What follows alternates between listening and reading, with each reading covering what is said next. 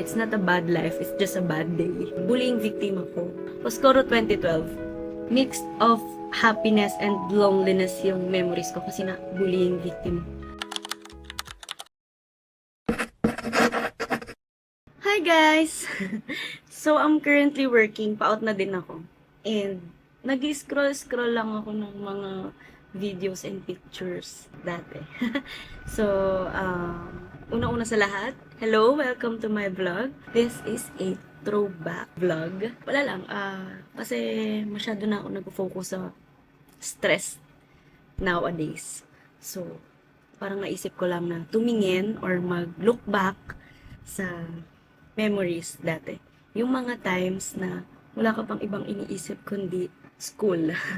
School, dancing, practice ng dancing, uwi sa bahay, kinabukasan, pasok ulit, dancing ulit, friends, ganun lang.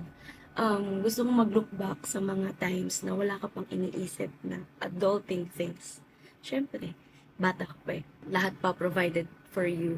Gusto ko lang alalahanin yung mga masasayang moments dati na sobrang simple lang, tapos reason kung bakit ka masaya. Yun nga, wala ka pang iniisip na bills, adulting things and everything, stress, ganyan. Ang pinaka-stress lang nun is assignment, project, yung huwag kang magkamali sa pagsasayaw, friends, saan kayo gagala, kung papayagan ka ba. Yung mga ganong bagay lang yung pinaka nakaka-stress noon. And ngayon kasi sobrang dami na. Kaya sumisilip-silip lang ako sa mga videos before and pictures. Sad lang ako kasi medyo limited yung device ko noon for video, for photos. Kaya sobrang appreciated ko yung mga tao na nag-take ng picture noon, tsaka nag-post ng video and everything. A little backstory lang. Ever since kasi, tumitingin-tingin talaga ako sa mga videos na to. Wala lang, para lang maalala ko kung gaano ako ka-active dati. Kung gaano kadami yung friends ko dati. Kasi nga ngayon, masyado ng seryoso, masyado ng, alam mo yun, yung parang focus ka sa goal, di mo na naiisip na dati ito ka, dati ganito ka ka-active, dati ganito ka kasaya, or happy-go-lucky. Wala kang iniisip na paano ko bukas, paano ko makaka-survive today, paano, and everything. So, yun lang yung reason kung bakit ako mag-throwback ngayon.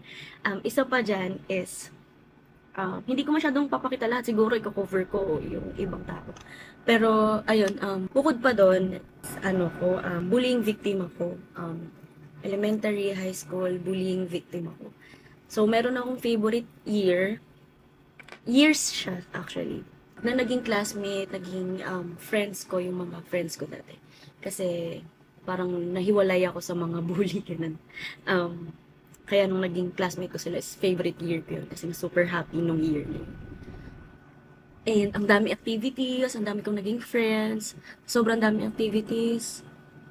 Yung friends ko, hindi lang sa classroom namin, pati sa dance, troupe, tsaka sa ibang department.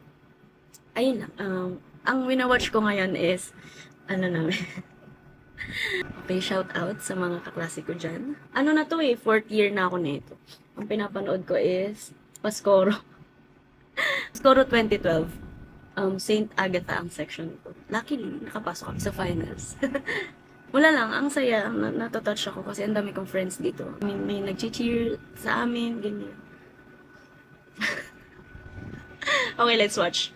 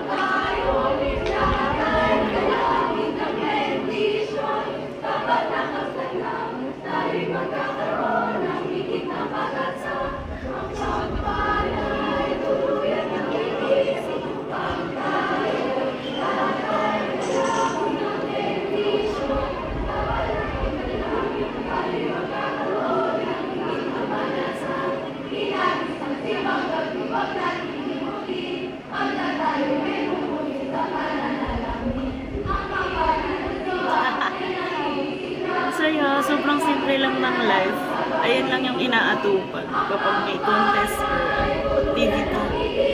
Sobrang saya.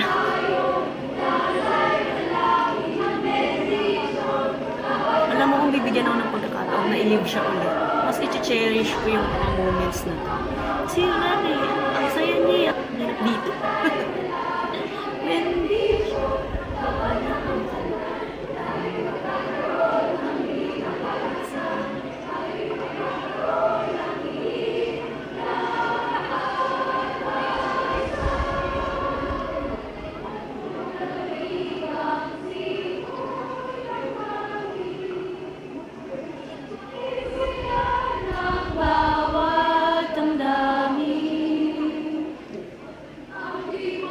Sa ano ko, nasa likod ako banda nito kasi kailangan senior na nasa harapan.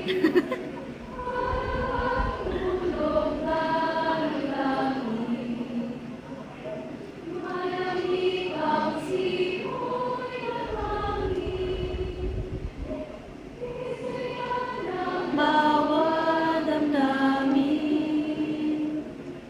ang tibok ng puso sa dibdib,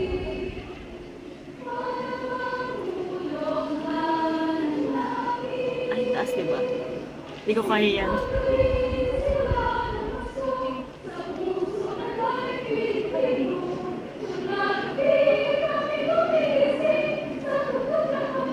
Diba, yung mga moments na nagpa-practice, parang ang sarap niyang i-record, tapos watch mo na siya ngayon.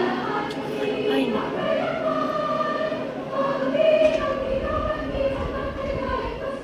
Pag high school or basta student ka pa naman, ang dami-dami activities. Ito na, sayaw na. Haharap na ako dito.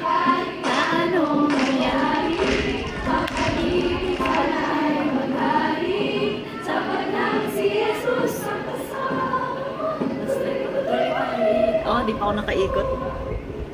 Kahit ano mangyari, pag-ibig sana'y maghari sa panang si Jesus. Tuloy pa rin ang Pasko. Diba ang taas? Ang Pasko.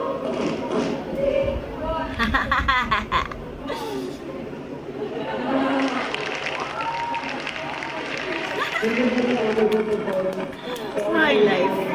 So, simple. Sobrang simple ng buhay.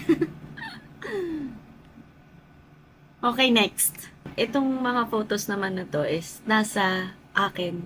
Mga naka-only me na lang siya. Hindi ko siya dinidelete syempre. Memory siya eh.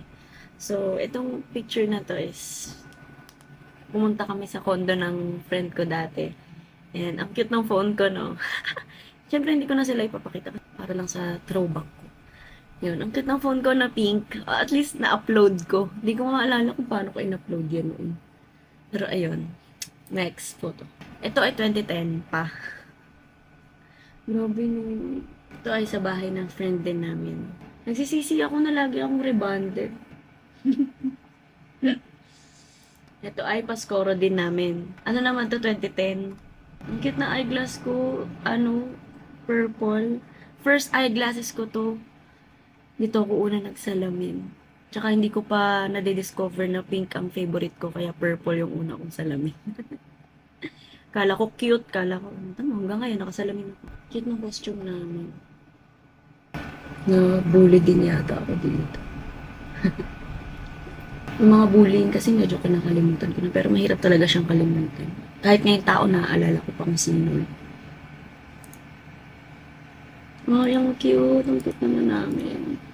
Pero I need to, cover talaga yung face nila kasi baka hindi naman nila wet. Sa iba, nasa ibang nasa ibang account, syempre. Naka-only me lang din yun for sure. At least meron ako kahit paano.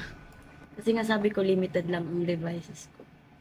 Wala lang, ang purpose talaga ng throwback na to is i-reminisce yung moments na ang simple lang talaga ng life. Akala mo dati, ang hirap-hirap na ng buhay mo nun. Pagkumpara mo pala ngayon, dali-dali pala nun. Kasi wala kang bills na iniisip. It's not all about bills. Basta ang simple lang. Kaya yung sa mga advice ko lang sa mga nag-aaral ngayon, enjoyin nyo lang. Enjoy all the days. Lahat-lahat. malungkot, masaya. Kasi mahirap na hindi na mababalik yung time. Ito, ang Christmas party naman namin, ang cute. 'Di ba sabi ko hindi ko pa na-discover na pink ang favorite ko kasi purple din ang suot ko dito. 2009. Christmas party. First Christmas party ko sa private school. 'Di ba ang cute ko? Cute ng purple outfit. Minsan nasasad ako nasasad ako ng, blessing kapag nadadagdagan yung age mo. Pero nakakasad din kapag parang feeling mo ang bilis ng oras. Parang nung mga time na to hindi mo ina-appreciate, hindi mo chine-cherish. Parang dumaan lang siya, gano'n. Pero pag na-realize mo, grabe pala, dapat pala in-enjoy ko yung time na yun. Nabully din ako dito. And hindi ko lang kung natatandaan nila yun, pero nabully din ako. Bago lang ako sa school. Mixed of happiness and loneliness yung memories ko kasi nga bullying victim. Kaya nung time na nagkaroon ako ng mga friends, ng maraming friends, ang saya, cherish ko ng todo-todo yun. Kasi nga, bihira lang ako magkaroon ng kaibigan. Kaya pag nagkaroon ako ng kaibigan, vocal ako sa feelings ko. Pag nagtampo ko, sinasabi ko ganun. Ganun ako dati. Kaya ang tawag nila sa akin is madrama. Ayun yung tawag nila sa akin dati. Kaya, nung tumatanda-tanda na ako, binawasan ko yun kasi annoying daw. So, binawasan ko yung pagiging vocal ko sa nararamdaman ko. Ito naman, field trip, second year na ako nito. Nagkaroon din ako ng grupo. Masaya din naman kami nito. Pero alam ko na bully din ako nito. Hindi ko lang sure kung sa section na to or sa ibang section yung bully ko. Di ba ang cute ng eyeglass ko talaga purple? Ay, remanded. Ito naman, service ko. Ang saya ko kasi may digicam naman ako nito. Ito yung gamit ko dito. Next is video ulit. Halo-halong year to kasi nga biglaan lang to. Naisip ko lang na mag-video nga ako. So, ito naman ay video ulit. 4th year na ako nito. Baka puputol-putulin ko lang din yung video kasi baka makapiright ako. Ano kasi to ang reason kung bakit sinasama ko to lagi kapag nagka-throwback moments ako. Kasi nga, ang saya. Hindi lang dahil sumayaw ako or, kasali ako sa sayaw. Masaya yung practice masaya yung out na ng school pero nasa school pa kayo kasi magko-practice kayo, ganun. Tapos parang lalaban yung school, kasali ka, ganyan. Hindi lang ako nabigyan ng pagkakataon na ituloy siya hanggang college kasi nga yung school ko, basta long story. Kaya parang isa na to sa happiest moments ko. Yung hindi lang yung pinakasayaw, yung buong practice days namin. Masaya siya. Yun nga lang, walang video. Ang pinaka may video lang is ito nga, yung performance na. Hindi ko masyado maano, pero parang nakabas, ganun. Hindi ko na alam kung kaninong photos ko makikita. Pero ayun, panoorin natin ang Awit Galaw, Malate Catholic School Dance Troupe. Ano lang to, parang, hindi ako palaging gitna, pero madalas harap ako kasi nga isa ako sa cutest height Game. Let's watch. That's me. Layo, ang laki. Yan. Left side.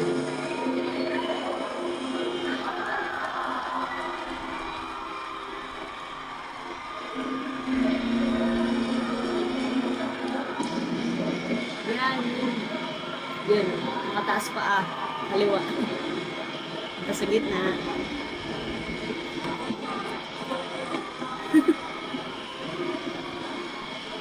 Yun.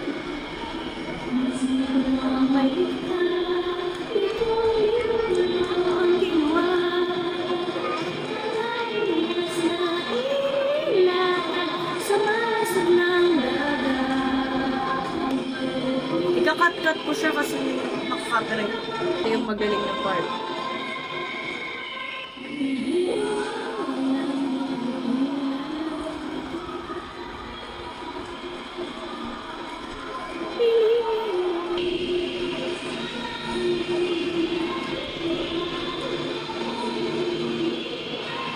Piling mo yakapin mo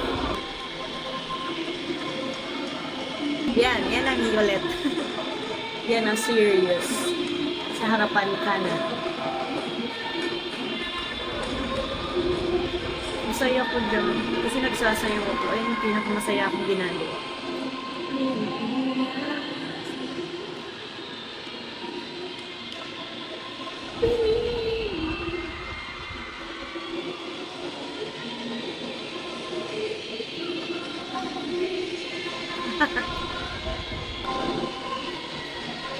Tulin lang natin kasi nga, syempre hindi naman ito bed. Hindi ko naman sila in-inform.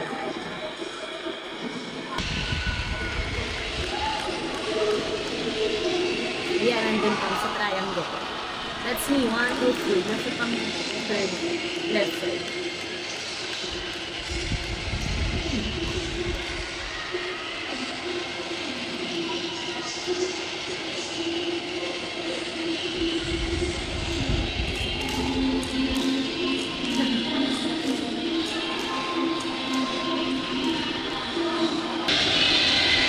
That's me, pang 1, 2, pangalawa, left side.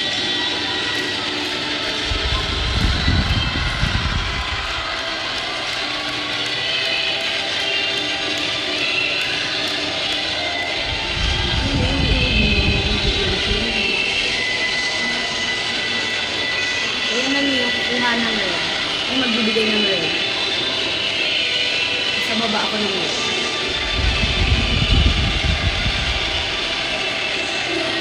Ayan. Magamit.